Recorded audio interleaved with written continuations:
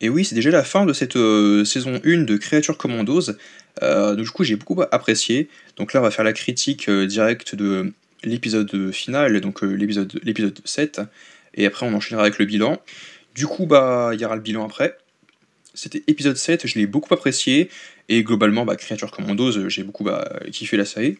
Mais encore une fois, bah, on va revenir sur l'épisode 7, donc qui est consacré sur Nina, le personnage de Nina, que j'ai beaucoup apprécié. Donc on assiste donc à la naissance de Nina et donc à sa backstory du coup, bah, où là on la voit avec ses parents, où on a un père qui est donc assez courageux, persévérant, qui ne baisse pas les bras, donc un père aimant qui au début était bon, certes un peu déstabilisé, mais qui remonte la barre assez vite en se disant que oui, certes ma fille est différente, mais je l'aime quand même telle qu'elle est, bah, je dois l'aimer telle qu'elle est. Donc forcément j'étais surpris, bah, voilà, mais en même temps je me suis dit bah très vite, bah ça reste ma fille néanmoins, donc je l'apprécie beaucoup. Et là où la mère est donc elle a du mal un petit peu à remonter la pente, pardon, et elle se dit oui certes, bah tu arrives donc à lui concevoir des espèces de combinaisons comme la fille en fait, donc Nina ne peut pas respirer le même air que les humains, que nous autres. Bah, du coup, le papa, donc, qui est scientifique, crée donc des machines pour qu'elle puisse respirer. Et la mère, à un moment, elle dit ouais, mais si tu es amené donc à être incapable de concevoir une combinaison avec le temps, qu'est-ce qu'on va faire à ce moment-là? Moi, je n'ai pas la force d'affronter ça, donc du coup, bah, la mère est donc amenée à les quitter. C'est donc assez dur, donc la famille est mise à rude épreuve, mais ouais, donc c'est des thèmes assez forts à ce niveau-là. Et c'est vrai qu'on développe beaucoup l'affect des personnages par rapport à donc, la famille, par rapport au parcours qu'ils ont traversé depuis leur naissance jusqu'à arriver donc, en rejoindre l'équipe M, l'équipe des monstres. Et le personnage de Nina, forcément, c'est un personnage qui était un peu mis au second plan, c'est vrai, contrairement à d'autres persos donc, dans la série globalement. Et là, on a donc le dernier épisode qui est focus sur elle. J'ai beaucoup apprécié, même si, encore une fois, bah, il y a aussi donc, le personnage de Weasel, l'épisode 4, que j'ai beaucoup apprécié, où là, franchement, ça va déchirer de fou. J'étais vraiment impliqué à fond. Là, oui, j'ai peut-être pas. Là où j'avais pleuré pour l'épisode 4, moins pour l'épisode 7, mais j'étais quand même beaucoup impliqué émotionnellement. On a le père qui est courageux et vraiment qui est persévérant, qui se bat pour sa fille, qui un jour va réussir à changer, à régler le problème donc, de respiration en en créant le fameux bocal. Donc après, il y a beaucoup de choses l'épisode est comme pour les autres coupé en plusieurs parties.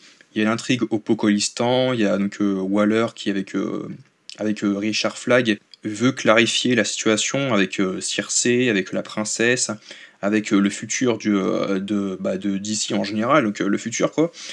Et on a les personnages de Frankenstein qui arrivent au Pocolistan, voilà. Il y a des choses qu'on avait vues dans l'épisode 6 qu'on n'a pas pu traiter parce que j'avais pas vu l'épisode, mais on n'y reviendra pas parce que c'est pas utile.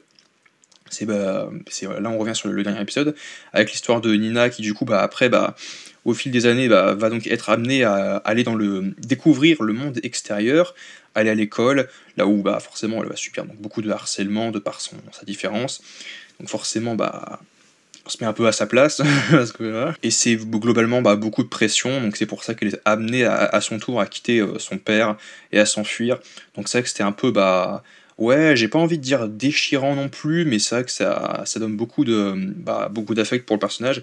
C'est vrai que là où il y a d'autres personnages auxquels on en avait un peu moins, notamment le personnage de Phosphorus, parce que oui, certes, il y avait donc son histoire dans l'épisode précédent, mais ouais, il est beaucoup dans la déconnade, surtout, il a beaucoup à surmonter beaucoup d'épreuves quoi. Donc après tu me diras ouais c'est une sorte un peu de Rocket Raccoon, voilà, donc il se sert de l'humour pour se défendre, donc c'est un beaucoup moyen pour se créer une espèce de carapace pardon, de coquille pour se défendre, etc.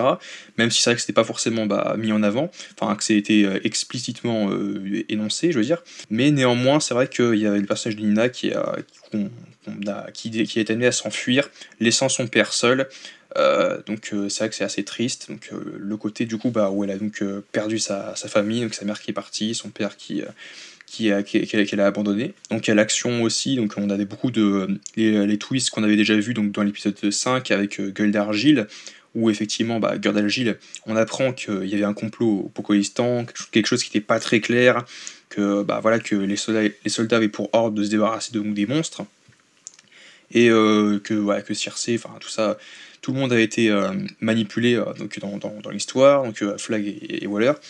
Et du coup, bah, c'est pour ça qu'ils sont amenés donc, à tuer la princesse. Mais finalement, c'est la princesse qui tue Nina. Et forcément, bah, c'est ce moment un peu poignant, un peu déchirant, ouais, qui était.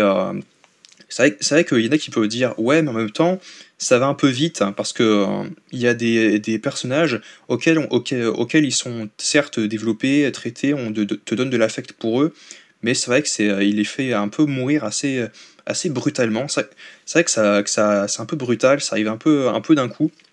La Nina qui nage dans le lac qui veut surprendre la princesse qui fait des brasses. Donc elle fait des brasses, elle nage et tout. Et finalement c'est la princesse qui tue Nina.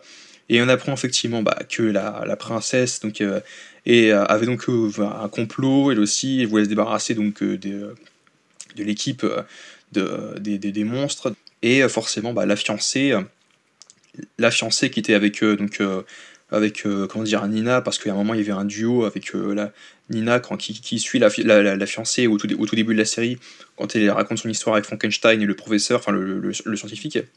Donc forcément, elle avait beaucoup d'affect pour Nina, mais pareil, comme pour Phosphorus, bah, elle se construit une sorte de carapace, voilà, elle passe son temps à sortir des punchlines à se mettre un petit peu dans son coin en disant ouais mais on est juste collègues et encore, voilà, bref. Un peu, voilà, donc, qui était très clair, très cash, et qui essayait d'être un peu réservé, et finalement qui avait beaucoup d'affection pour le personnage de Nina, donc forcément c'était assez fort aussi par rapport à ça.